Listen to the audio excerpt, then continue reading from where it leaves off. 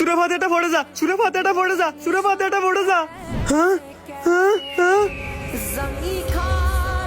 বন্ধু সুরে ফাতেটা পড়ে যা, সুরে ফাতেটা পড়ে যা বন্ধু, সুরে ফাতেটা পড়ে যা বন্ধু, সুরে ফাতেটা পড়ে যা বন্ধু, সুরে ফাতেটা পড়ে যা বন্ধু, সুরে ফাতেটা পড়ে যা।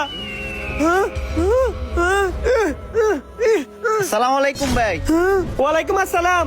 আরে আপনি কি আমাকে দেখতে পাচ্ছেন? হ্যাঁ, আমি আপনাকে অনেকক্ষণ ধরে ফলো করতেছি। এই অবস্থানে যে আসতেছে আপনি তাকে কিছু না কিছু বলতে চাচ্ছেন, কিন্তু আমি এটাই বুঝতেছি না আপনি কি বলতে চাচ্ছেন। যে প্রথমবার আসছিল সে আমার বড় ভাই ছিল, সে তার বউর কবরে সূরা ফাতিহা পড়তেছিল, তাই আমি বলতেছিলাম যেন আমার কবরে সূরা ফাতিহা পড়ে, কারণ আমি অনেক কাজের মধ্যে আছি।